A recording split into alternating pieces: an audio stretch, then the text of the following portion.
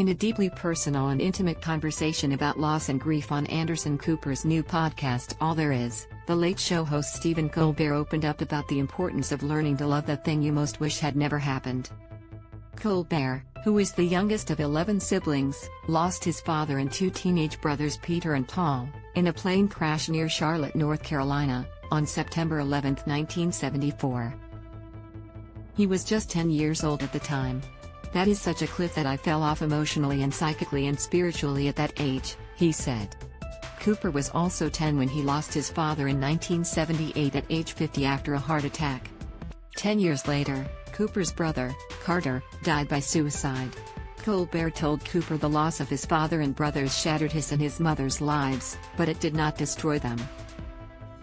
"It's a gift to exist," Colbert told Cooper, "and with existence comes suffering. There's no escaping that, but if you are grateful for your life, then you have to be grateful for all of it." Read more. Colbert went on to say, "You can't win against grief because you're the one doing it to you. Grief itself is a natural process that has to be experienced." Cooper admitted he always assumed he would be dead by age 50, like his father. He was afraid if he had children, they would grow up fatherless. After he had turned 50 and received assurances from his doctor that he was in good health, Cooper said he felt safer having kids. He now has two young sons, Wyatt and Sebastian. Similarly, Colbert shared that because he had never experienced life with a father past the age of 10, he viewed his own mortality through the ages of his three children and said that he would constantly do that horrible math all the time, fearing he would die as each approached the age of 10. Colbert has learned to accept his losses, but describes his grief as like living with a beloved tiger. "It can surprise you, it can pounce on you. And it can really hurt you, but it's my tiger, and it's going to live as long as I do."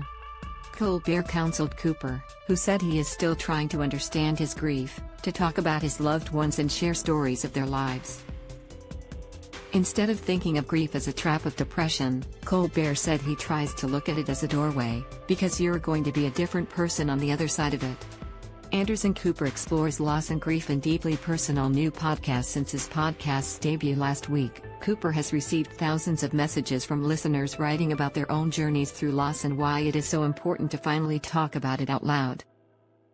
New episodes of All There Is with Anderson Cooper are available on Wednesdays on Apple Podcasts or wherever you get your podcasts. Megan Marcus is the executive producer of audio.